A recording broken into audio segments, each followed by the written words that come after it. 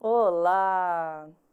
Sou a professora Lucília Lopes e estou usando aqui uma roupa escura que contrasta com esse colorido estúdio da Multirio. E adivinha? Estou aqui novamente com os meus longos cabelos cacheados para te provocar uma reflexão, como já é de costume aí toda semana. Muitas vezes atrelamos em nosso inconsciente palavras e ações, principalmente quando elas são muito utilizadas em fábulas e filmes que marcaram a nossa infância. Já percebeu isso? Um bom exemplo disso é a palavra que eu trouxe hoje: coragem.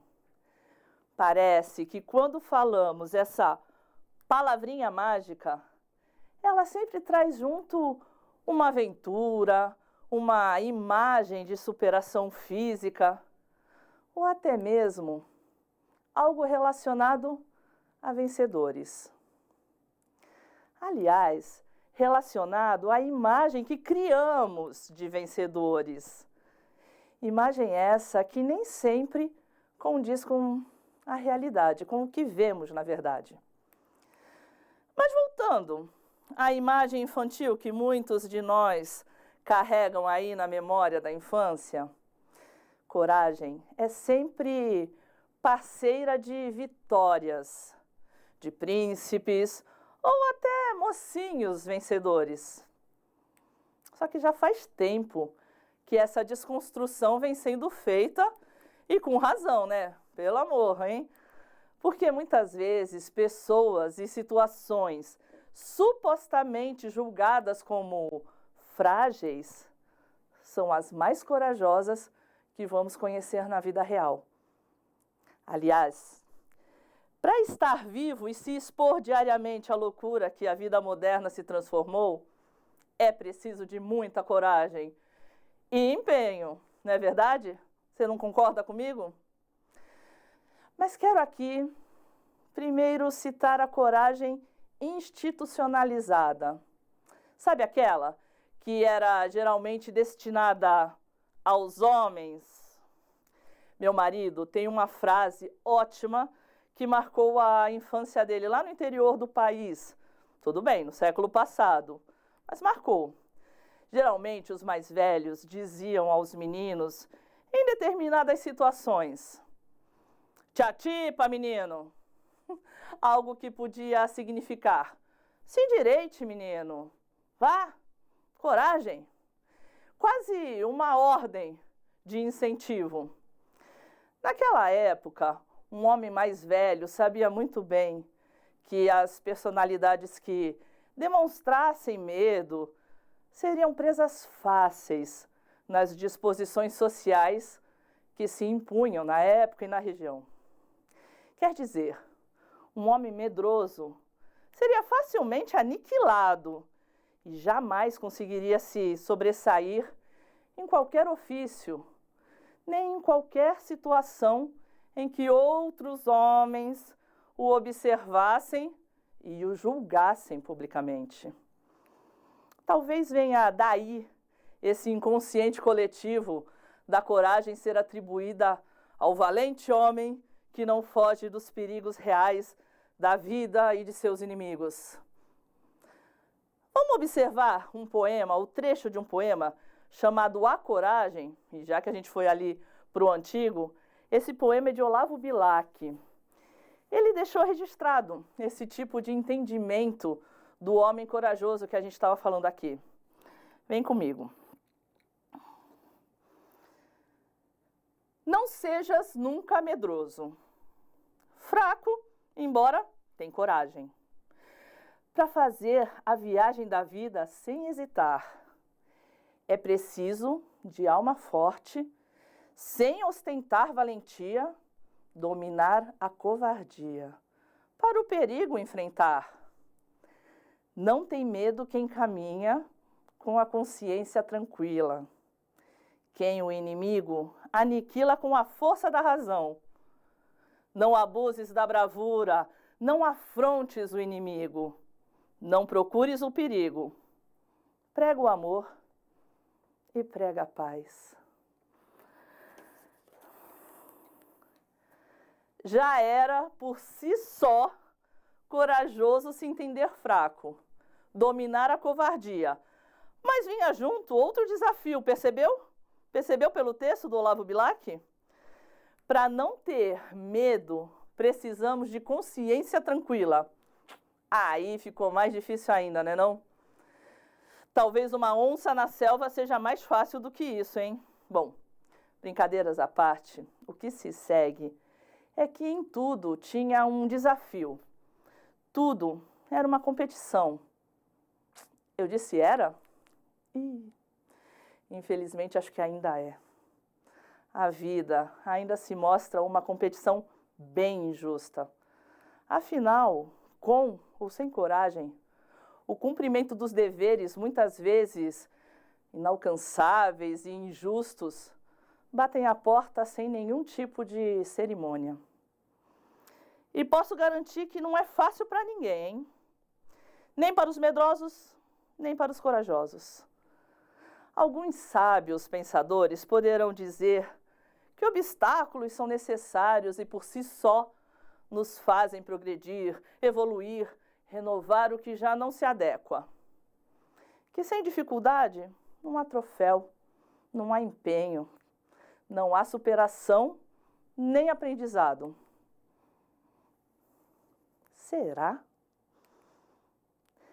Será que todo aprendizado só é possível pela dor, pela superação de limites que muitas vezes são parte do que nós somos, da nossa personalidade?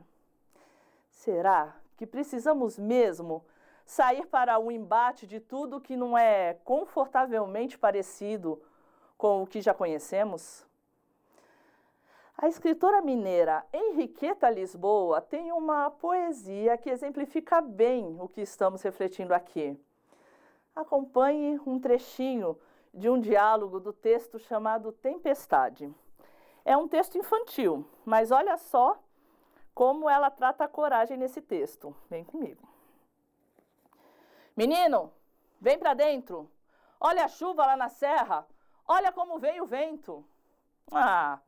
Como a chuva é bonita e como o vento é valente. Não sejas doido, menino. Esse vento te carrega. Essa chuva te derrete. Eu não sou feito de açúcar para derreter na chuva. Eu tenho força nas pernas para lutar contra o vento. Gosto de chuva com vento. Gosto de vento com chuva. E se tiver medo da tempestade, tudo bem. É só ter paciência e esperar. Nenhuma tempestade dura para sempre.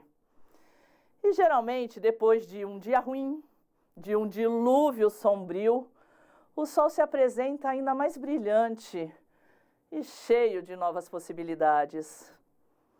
Você não precisa atravessar uma tempestade nem se arriscar embaixo de trovões, se não se sentir seguro. Espere o momento certo, seguro e confortável, de atravessar tudo o que precisa. E se não der certo o que você tinha planejado, tudo bem também. Vamos nos encorajar. As palavras de Martin Luther King nos ajudam nesse momento de coragem. Uma pequena frase, olha comigo. É melhor tentar e falhar que preocupar-se e ver a vida passar. É melhor tentar, ainda que em vão, que sentar-se fazendo nada até o final.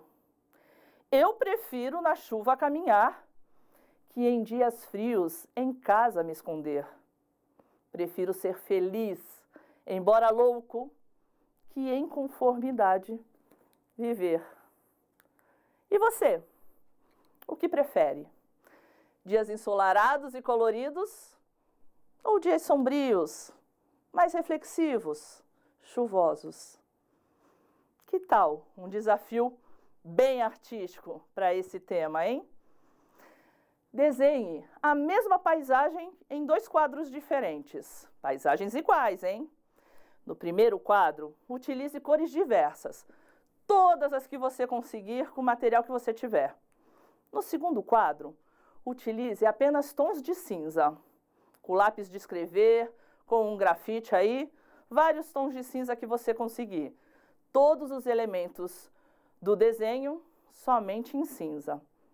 Coloque os desenhos um do lado do outro e fica ali uns minutinhos observando a diferença entre paisagem colorida e aquela monocromática, uma única cor em cinza.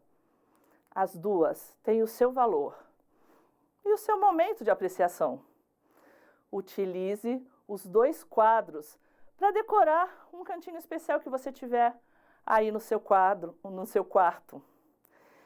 E antes de me despedir, vamos conferir como é que foi que eu fiz, ó, esse lettering aí que hoje está colorido. Roda aí e vê como que eu fiz.